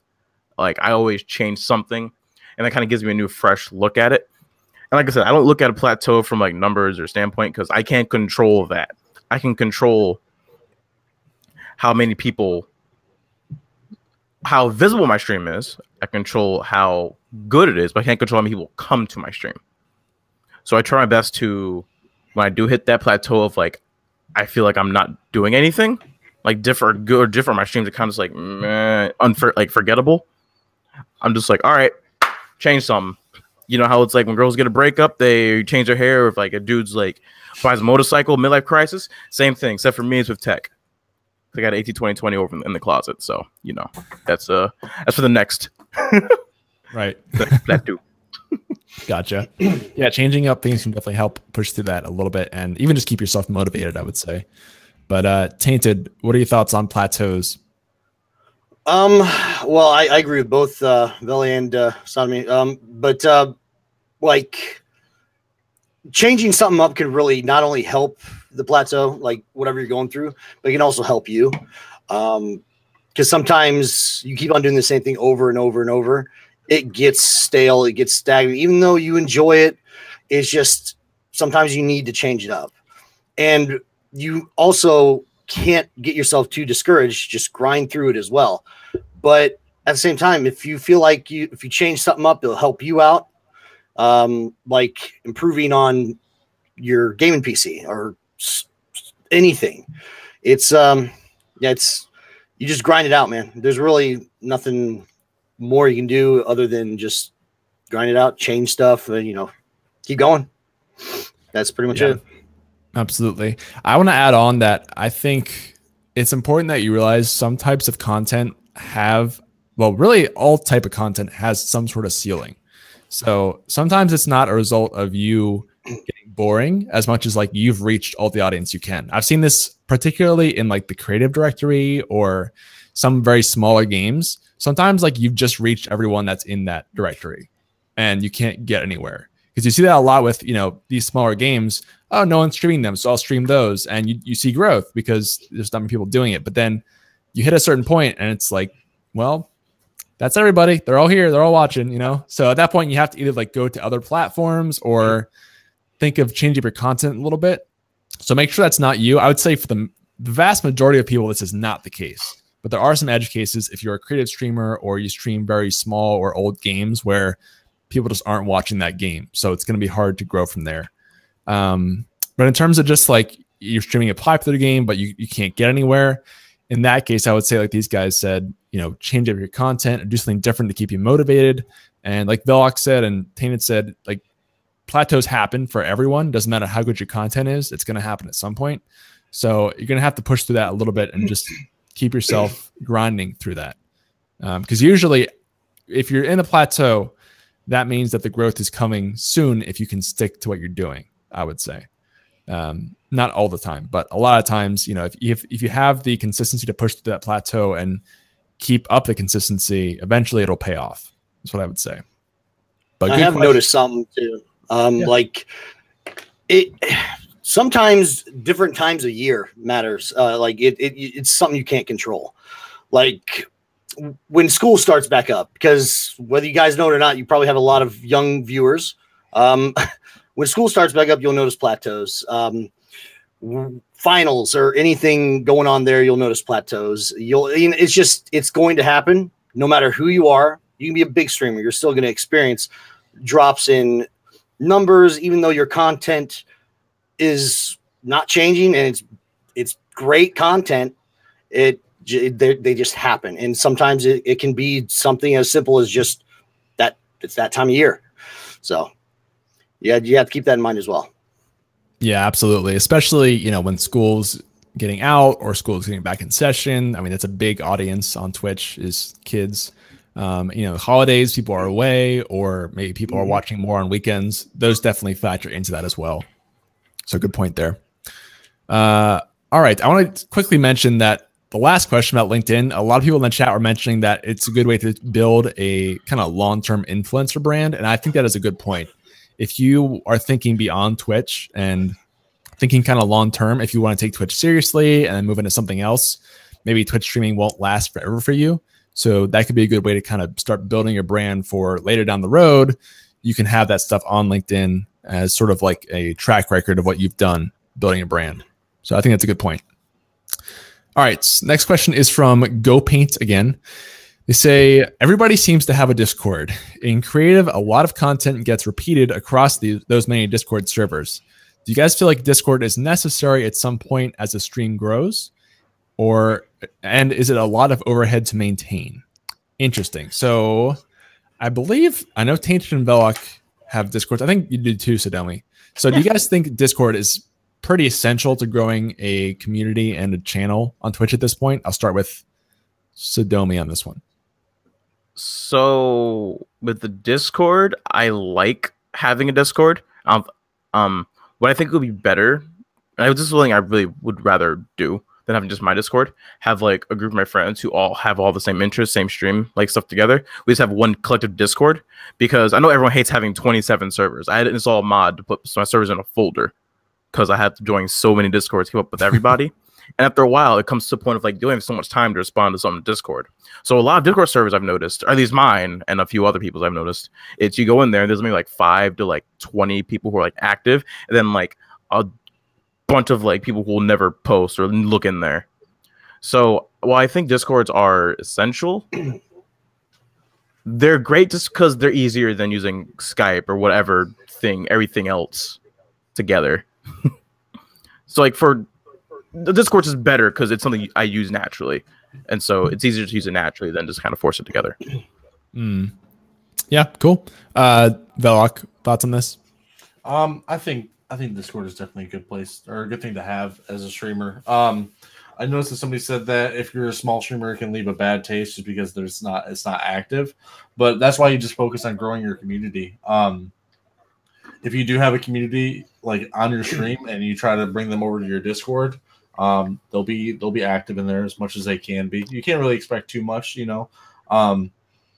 But I think that having a Discord set up before people ask you about it is a good idea. That way, if somebody does be like, "Hey, do you have a Discord?" Yeah, it's right here. Boom, set up, join right in, and yeah, you can talk to them as much as you can outside of the stream and everything. I think it's a really good resource to have for sure. Yeah, I agree with that. Tainted, what are your thoughts? Well, like, going back on fake support, what we were talking about on Twitter and whatnot. Discord to me, I think, is a great thing, especially if people set them up in a good way, because it can be a resource for other streamers to help share their stuff on that platform if you give them like the means to do so, like to give themselves a shout out, or like when they go live, they can post in like I'm live now chat or whatever. And it's just, I think it's a good tool to not only bring people together like outside of a stream and be more linked in with other people, and them be more linked into you, kind of closer, I guess you can say. Because I run a couple Discords, and they can take some time. And I've been running my personal one for like 3 years now, and it's changed so much. So many things have changed throughout the 3 years, and it always will keep changing. So I think it's a good tool, a very good tool, no matter if you're a big or a small streamer. So right, I think it's a great tool. So it's all about how you set it up. Yeah, I think in general, like you said, like all you said, basically, having more tools to work with is always good as a streamer, whether you just want to get yourself on all the platforms that you can. That just helps you reach more people. But I don't think Discord is necessarily essential. I don't think you really need any other platform than Twitch, but it is definitely a smart one to use, mostly because there's a very similar audience to Twitch. So, I mean, you can use Twitter, Instagram, Snapchat, whatever, but most people who use Twitch at least have heard of Discord or have probably used it at some point. The demographics are pretty much the same of users. So that's why I think it's really good. It's also, I would argue, better than those other tools for managing a community, because you can create, different rooms and groups and roles. And I just think it's better for a bigger community. I mean, Velok tried to use Snapchat before for his community, and at some point that just doesn't scale because there's too many people in there and you can't keep track of them all, and there's limits, and Discord has none of that. And it's better for interactivity. So I think that's why it's really good. N2Sin brought up a good point that he said, I believe that a Discord can be detrimental if it is inactive or if you're too small to create an engaging place, because it leaves a bad aftertaste in people's mouths. I have seen a lot of very small Discord servers that are not really used at all, and it's more like the streamer just created them because they felt like they had to, and then kind of abandoned it.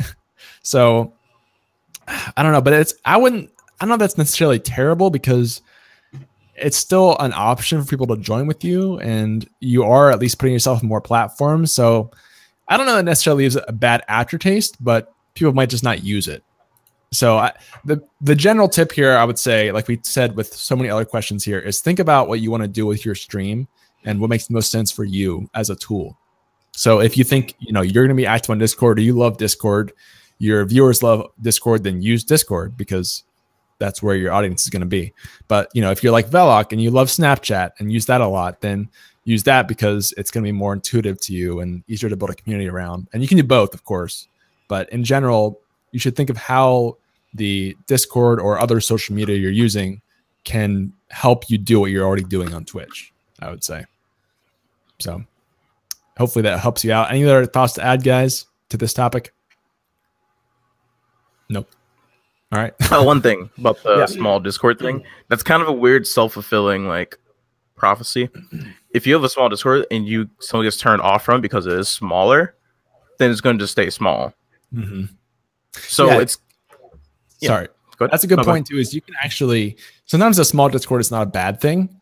One thing that I tried before with my personal stream was turning my Discord into sub only, and because of that, by default, it was small. There were very few people in it, but that also made it kind of cool because it was more exclusive and more kind of intimate, and everyone knew each other. So just because the Discord is small, it doesn't necessarily mean it's bad, if that makes sense. That's a good point, Sadomi. Yeah, like my Discord has, I think, 5 or 6 people who post in there actively, daily, and it's all in a cool pattern. Everyone goes to the Minecraft server, then we make some posts on the Weeb channel, and then Kale will drop his random video of the YouTube of the day, and we'll comment on that, and then back in the morning I'll post my I'm late for stream post, and then my stream post, and then it's a nice little cycle. It's nice small Discord. Nice. Yeah, I mean, that makes sense. Just you're using it for something that works well with your community. So I like that a lot. Sweet. All right. We have about 25 minutes left here in the show. So make sure you guys get your questions in now, because we're going to kind of run out of room to ask them pretty soon. The next question I saw was from N2 Sin, who said, simple minimalistic overlays that are pleasant to the eye versus poppy, very visible overlays that attract attention as you scroll through Twitch. So this is a good topic. Do you guys like to use I'll call them feature-rich overlays with lots of things going on and things to look at or ways to interact? Or do you prefer kind of a more minimal and less is more approach to your overlays? I'll start this with Veloc. So I have a very, very little overlay. It's just like a top bar. It doesn't take up even half of the top part of the screen or anything. It's just like a little piece, and it has my logo on it, and it's yellow and blue. Just because I wanted the colors to pop so it catches your eye, but I didn't want it to be so much going on to where it just looks insane. I like a minimalist look with a color scheme that catches your attention when you're looking through the directory. That's how I look at it. I agree with that. I'll preface this by saying I think a lot of people go through this cycle where they start putting everything that they can think of on their stream. I did this when I started. You got to have your music and your chat and your alerts and your follower goal and your donation goal and your sub goal and your whatever, your timer for your split, and you can just crank up everything on the screen. And then eventually you kind of realize that your stream is insane and you have to tone things back a little bit. Your stream is insane. Yeah, Tainted, where do you fall on this spectrum? I'm the same with Veloc. I like to keep mine minimal, but I will say when I started streaming, especially when I started streaming using a computer for the first time, where you can actually set that stuff up. It was a little overboard, but nowadays it's all about personal preference too, because some people like to have certain things shown because some of their community members like to know who's like in the big bar down below or something, or up top. It's all about personal preference. I myself would rather have something very minimal. One thing you can do as well, if you like having those things pop up, if you use Streamlabs, they have it to where it doesn't show. unless someone actually like drops bits or follows or something, then it'll pop up and it'll say it for like 10 seconds, like the stream boss or whatever, the boss, little things like that. And like then it'll just fade out within like 10 seconds. So it keeps it nice and neat, but it's not always on. So yeah, there's options nowadays for sure. Right. But yeah. Yeah, good points. So Domi, what are your thoughts here? I am half and half. I like having enough on the screen to like fill up empty space, but I use it based on what I have going. So if I can show you my current overlay, I have 4 different variants. I have one where at my channel on the screen, because I like that connotation, because to say everyone export a clip to YouTube or to show someone a clip, have a lot of chat interaction. Usually when I'm laughing, it's chat's fault. So having that context is always good for me. But like having a lot of donation stuff, I never like having a lot of like obnoxious stuff. So I have one like event list, and that just goes down as it goes. I paid $6 for it, and it matches my color scheme. It looks cool, so I'm like, all right, I'll keep it there. But for the most part, like it depends on the person. Like I saw the best overlay ever, where the guy just like, okay, every time someone subs, I put one picture of like a cat on the stream, and it's like a JPEG of a cat off of Google Images, and so half the screen was covered in cats, and it was the most hilarious thing ever. It looked like garbage, but it was the kind of garbage you want to sit through. Right. It was fun. It was fun. So as long as you can make it fun, you can put whatever you want on it. But personally, I like my stuff being clean, minimal, or having very little that can break. Yes, that's a very good point. Because the more you add to it, the more there is to break. That's very true. I would say I agree with the minimal. I personally like the minimal style a lot. And I would say probably most of Twitch at this point, you know, if you've streamed for a little while, you get to the point where you go back to minimal. I think that's very common, but there are some exceptions for people that have very crowded overlays where that actually helps them stream a little better. I think of, you know, Pokemon streams or speedrunning streams where people are doing something very technical, where they're like running very fast with the timer or searching for a certain shiny or something and they're showing off what they've already found. There are ways that you can have busy overlays that kind of complement what you're doing, but I would say it's easy to get really too far down this road where you think you have to add more and more, but you're really just creating less and less interest in the stream. Most streamers go through that growing pain when they start, but if you're new, just be aware that you might be tempted to add everything you can think of to your stream, where it's going to lose a lot of its value if you do that. But good question, N2. Hopefully that was helpful to you, sir. All right. So Diebear said, I have a bot that auto posts going live notifications to a specific Discord channel for my subscribers who sync Discord and Twitch. Do you know of any tools for YouTube that auto post synced accounts? I don't think. Doesn't Meeseeks do that? What does it do? Doesn't Meeseeks like copy like YouTube links when you post? I know it does it for Twitter, doesn't it? What does it do? So like I think Meeseeks bot, whenever you like post to YouTube, it'll like, hey, this video went live from this person and post it onto your Discord. Okay. I think that's what you're talking about. So basically having a bot that'll auto post your new videos when you upload them is her question. Yeah. Here. Okay. I'm sure there's definitely a bot that does that, and maybe Meeseeks does it. I don't know actually. But there are definitely bots out there that will do that for you. I think, you know, we spend a lot of time in the Twitch space, so we just don't know about YouTube as much, but there's definitely some sort of bot that'll do that for you, I would say. Yeah. Yeah. And I don't know if it works with like Twitch subs or not, but we can look into that for you at some point. We'll, if you jump in the Discord, we can do some research with that for you. Good question. Planet Rez says, as somebody who is socially awkward, how do you guys go about networking with another person in which you don't really know all too well, but you like what they've got going on? Interesting. So for you guys, if you're looking to network with somebody who you like their content a lot, but you have like zero connection to them at all, how do you go about that process of starting to introduce yourself and collaborate with that person potentially? I'll start with Tainted on this one. If you want to just, host them after you're done streaming, let them just show them that you're supportive of what they do and you like what they do. And maybe after you give them a host or something, you just let them know like, hey, I'm interested in like maybe playing a game or some private message that or something.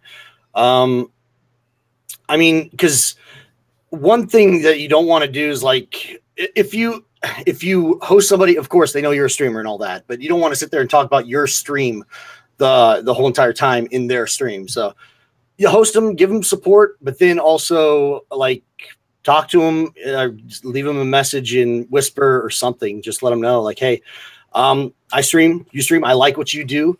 And if just see if they'd be interested in maybe doing a game together or maybe talking in Discord offline or something, just so you guys can, kind of get to know each other a little bit.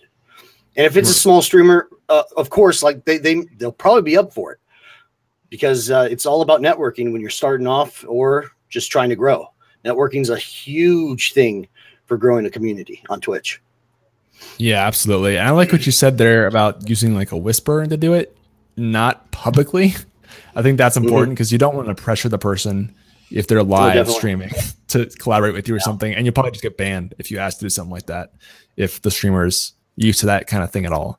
So good points there. Sadomi, what do you think about networking with others like this? So if you're ever just scared to like talk to somebody, I think the best part of the internet is you don't have to respond to somebody like that versus like face to face, so you can kind of curate your message better. The one thing I hate when people do is come to my stream and it's like, hey, I stream too. You want to stream something together? It's like, no, I don't know you. Who are you? Like, if I know you, then yeah, like I'll rock with you. Like, well, like, hit me up, see what's good. But just it's weird because I'm a very social person, like in general. You guys probably know this. So like, I'm trying to explain in a more generic sense, someone who doesn't probably as social as I am. Because what I'll say if you're me, just be like, listen, worst comes to worst, they say no, and then you just say, all right, you ugly, and you leave. But no, not doing that. That's mean. But you ugly. That'll work. That'll help. But yeah, just walk up because majority of people are nice. Oh my God. And if not, you don't want to be around them anyway, so you learn then. But just hit them up, be like, yo, what's up? What you doing? Or starting from the scratch. Let's say I was doing something brand new, never met Valley before, ever in my life. I'd be like, hey, like your stream, hang out stream for a few days. See, like gauging myself if I actually want to be like around this person. And then if he ever has any opportunities, join those opportunities, retweet some stuff, like hook them up, and then just, talk to him like you'll talk to someone you just want to know as a friend. Because I don't like the term networking, because networking, I think people will say, I want to network with you. To me, that's like you want to plug something into my Ethernet port. Like, what? But whoa, dude, we're not there yet. Exactly. But if you just want to say like, hey, so I like your content, I want to make a video with you because I like your energy, I'm like, all right, bet, what we doing? Yeah, versus getting specific is a good point there. Like not just saying, hey, let's network. Hey, let's collaborate. Like, give them an idea. That's a good point. Yeah, that's another thing he said too, like that I was alluding to is host them, get to know, like let them get to know you a little bit before you start throwing out, hey, you wanna stream together? Host them, hang out with them, get to know their community a little bit, and then like start maybe talking about networking, plugging into each other's Ethernet ports and all that. Oh gosh. Got to rate this show R pretty soon. Well, I know you've made an active effort to do this with a few streamers. So what are your kind of tips on this strategy? Give a shit. Like actually care about, making friends on Twitch as opposed to just doing something for the good of yourself. Yes. Definitely make connections and make friends before networking or anything like that. Like you can go out and look for streamers that you like. That's what I like to do. Is I like to find new streamers that I enjoy. Not necessarily like new streamers, but streamers that I've never seen before. But you go out and you just hang out in their streams, and if you find somebody that you like and you do end up wanting to do some sort of like collaboration with them, like we've all been saying, like just hang out in their channel and just let them know that eventually, like don't start from that. Like, hey, I'm a streamer. No, like don't even say, like I don't tell people I'm a streamer until like either they ask me or like a long time into it where like it comes naturally. You know what I mean? Like exactly. Above all else, just be friends with people for sure. Just make new friends, and because that's what Twitch is all about. It's just meeting new people. Yeah, absolutely. And it's not about forcing it, like you said. You can't really game that system of if you're doing on a network with someone, it's going to take longer than you'd like probably, and you're going to have to put more effort into it and time than you'd think. So I agree with those points a lot. Definitely. I know the point for who asked it? Planet Rez also mentioned, the social awkwardness can make it more awkward, but that just goes back to what you guys said about just spending time in there and becoming familiar with that other person. It won't be so awkward once you've kind of just chatted and hung out in the community and you feel like you're more a part of it. Then you can go and maybe ask to do something like that with that person. So good points there. I'll add one more thing too before we head off. I think the best example of networking I've seen from somebody in the True community has been Cameron. Cameron? Yeah, I think so at least. Yeah, Cam. Okay. Yeah, because like I call her Cam. So whenever, like, I always see her like in my streams and everyone's streams. Like, she's everywhere while also being like very busy. So, and she's started streaming now. So go to her. So boom. Gotcha. Yeah, just spending lots of time, right? I mean, it's not like it's she's not quick. doing it the way people should. Yeah, like she's doing. Sweet. Good stuff. Planet Rez, thanks for the question, my friend. All right, so moving down here, we are in the last 10 minutes of the show, guys. So crunch time with any questions you have. One question that I missed from Rude Batman said, how do you feel about commands that make noise or something that happen? How do you feel about commands that make noise or that make something happen during a stream? Do you guys use like active commands with your chat at all and overlays and things like that? Just anybody? I don't have any that like make any noise or anything. I have some commands that just pop up like a quote in the chat or something like that. Snoop, I think, is a really good person to be talking to about this. Unfortunately, he's not here for this one. Dang. But even he got really irritated with his audio things that he was having people do in the chat. Oh wow. Yeah, I think he took some of them away, or all of them. I'm pretty sure, because it just got to be too much, and people do it at the wrong time, and then it's just people spam that stuff. It can get to be a lot after you start to grow a little bit. I remember that kind of thing used to be really popular on Mixer when it first launched. Was all the built-in ways to do that, and I feel like I've seen it toned down. I used to stream on Beam way back, like, but yeah, that was their thing. That was their thing. Was they had like the buttons that you could get sparks, and like that people earned them, and you spent those sparks on these little buttons that made noises. So it was the same concept, but it was something integrated into the site. But yeah, I mean, but they've really dialed that back since then, right? Yeah, because that's my opinion. Like Velly said something about Snoop. He was getting annoyed by sounds, and I know myself enough to where that's why I never did it, because I know for a fact, I know some of these people, and Rude, I know you, if I had that, they would be spamming the crap out of it, because it would trigger me so bad. That's why I don't do it. But some people are very successful with it, because for example, I have a really good friend that his channel, he has so many sounds that people can just do. It also gives his point system for his channel like more relevance, because they use points to make these sounds. And it doesn't affect him, because he uses it like if he's in the middle of something really intense and someone does a sound, and he's just like for example, one sounds like that run song. It's like run, that music, and he'll just sit there and go like that in the middle of whatever he's doing. It's just he made it a part of his stream. So I mean, it can work for you, but I just know myself enough where I have a few. Like if you do RIP, RIP, it'll do the oof sound from Roblox, but that's it. So I mean, nice. Nothing else. Yeah, I've seen a few interesting ways to use it, and I think you're right that it kind of depends on you that whether you can take it or not. I will note that I haven't really seen a lot of big streamers that use stuff like this, so I feel like at some point, as you get more and more people in the chat who can trigger stuff like this, it kind of gets out of control, I would guess. But I'm not sure. Yeah, it doesn't scale well at all. Yeah. Sadomi, what are your thoughts on it, though? I have one command they can use, and it's clap, which is like you won't use it every 30 seconds. But if you like something, hey, well, thank you. Round of applause. Round of applause. Round of applause. Handmade clap, by the way, so I know exactly how long it lasts. And if you want to clap, thank you. Appreciate it. Thank you. Gotcha. But I'm very conceited, so you spam that. I'm like, oh, thank you. I'm great. I know I am. Thank you. Nice. So just like minimal ways to use it, essentially. Yeah. Yeah, I think first of all, like you said, it doesn't scale very well at some point, so be aware of that. But I think it can help you make your stream a little bit interactive in new ways if you're looking for something like that. Especially, it used to be so prevalent on Mixer. I don't know if it is anymore. I think that was one of the big Beam, like Tainted said back in the day. That was the big thing about it. But it was such a headache to set up because you had to install separate programs, but it was cool.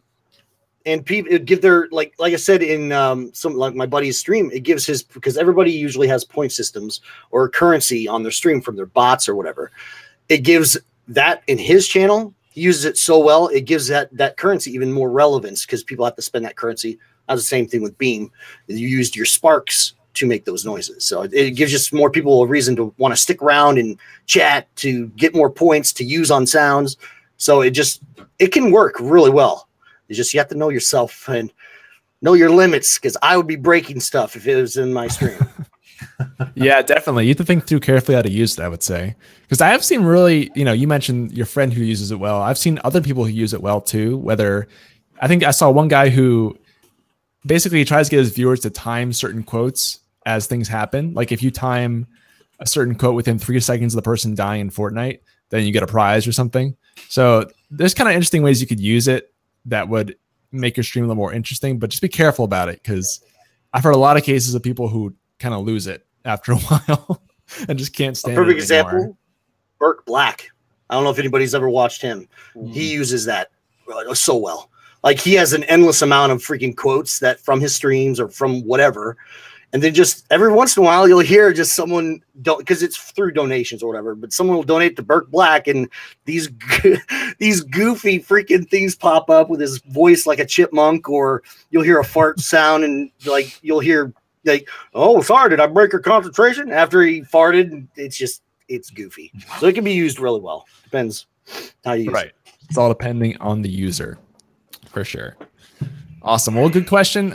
We have about 4 minutes left here, guys. We'll take a final question right now, which is from N. Tucson, who I think has asked the most questions all day. So thanks for that, dude. He said, I'm new to Twitter and only have a private post.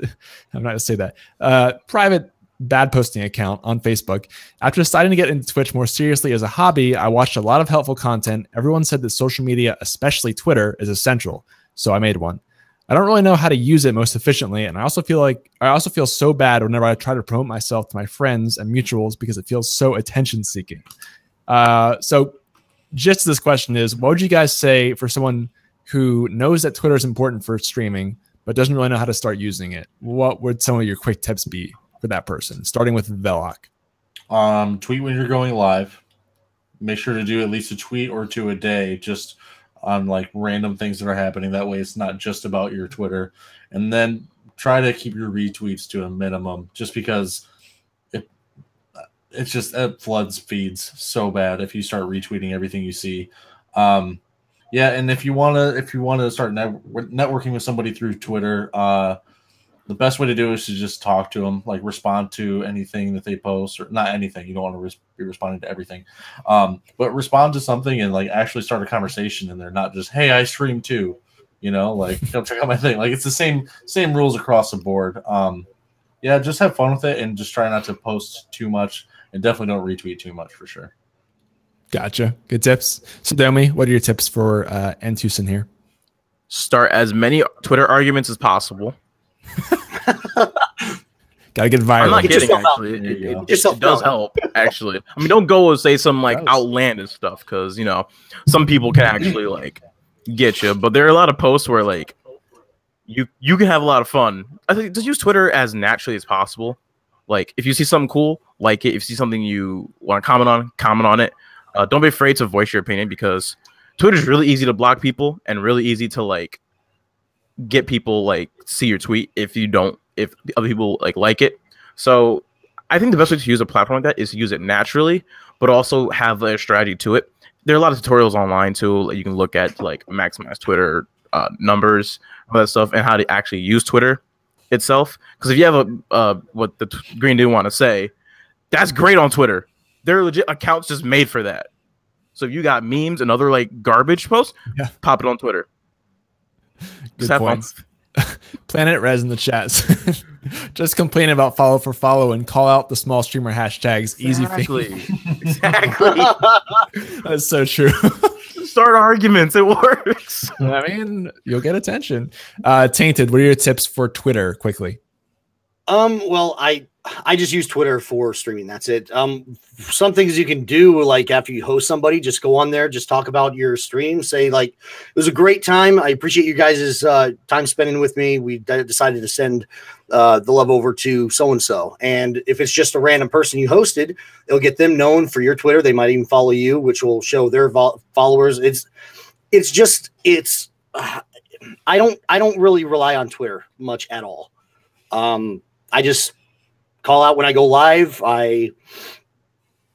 That's pretty much it. I mean, I'm not really the best person to talk about Twitter because I'm not a huge user of Twitter. Right. No, I mean, that's fair. I mean, using it to promote your stream is probably why you made it. So it makes sense that you do that. I would say, I'm an old grumpy man. I would say to be careful. First of all, the post stream tweets are a good idea. I definitely +1 those.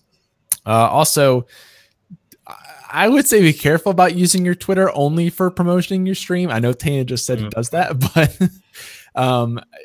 it can add a lot if you kind of take some time to just have conversations on Twitter that don't involve dropping a link or a hashtag. Even if it's just you starting a discussion on something or replying to people, that adds a lot of interest to what you're doing on Twitter because you're not throwing something in people's face all the time. So just having natural conversations, I think especially starting conversations is really good. Well, of course, you have to have a little bit of a following first to do that, but not that big of a following. If you just kind of ask open-ended questions that are interesting for people, you'll get really good discussion and engagement out of that, I would say. So, but yeah, that's pretty much it for Twitter. So hopefully that helps you out, Entusen, and good luck on your first real Twitter account. All right. It is 1 o'clock, guys, which means it is the end of the podcast for Phone In Friday. So thank you all for being here so much and taking time out of your day to spend with us. Really quickly, get some sign-off thoughts from Tainted. Anything you want to say to people before we head off here? No, I appreciate you guys coming in like you do every Friday. It's a great informative podcast and stuff like that. So I appreciate you guys for having me again.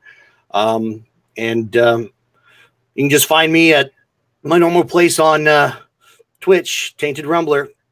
So that's pretty much it for me. Sweet. Go check them out, guys. If someone can do a shout out really quickly, that'd be awesome.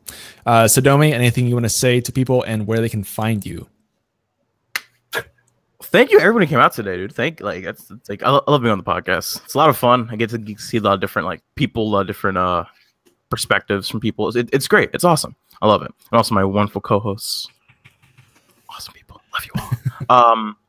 If you guys want to start any arguments with me on Twitter, I'll be doing nothing for the next 3 hours. So please do @_ Sadomi _ because you can't just have Sadomi because someone out there. I'm with you there, dude. But yeah, so follow me on Twitter. Follow me on Twitch too. I think I'll drop a shout out in the chat. And I'm serious about the argument on Twitter. I'm serious. Fight him, guys. Get out there. Literally. Wage war. Joker came out in Smash. Tell me he's not top tier. He's not even out yet. Tell me he's not top tier and we're fighting. Kirby's best character. All right. So Velok, any last thoughts here before we head off and where people can check you out? Thanks for coming out, guys. We like doing this quite a bit. It's a lot of fun. But yeah, you guys can check me out, Twitter, Instagram, and Twitch, all Velok _TV as you see. Rather, you got it. Yep, that's it. Bingo, nailed it. First try. You guys saw it. So yeah. All right, guys. Thank you so much. Just a reminder, if you are new to the show, we do this 3 times a week. Releases Monday, Wednesday, Friday at 3 p.m. Eastern on podcast platforms like iTunes and Spotify. Just search for Twitch or Stream, and you'll find us under the Stream Key Podcast. And we're live 3 times a week too, usually on Thursdays and Fridays, and then sometimes on Wednesdays, depending on things. We do this show every single Friday, 11 to 1. where you can call and ask questions. So if you didn't get to answer your question this week, please come back next week and we will be able to get to that. So with that said, we're going to sign off. Stick around because we will raid someone right at the end here and drop a bomb on someone who deserves it. And yeah, we'll see you guys next week. Thanks for coming out. See ya.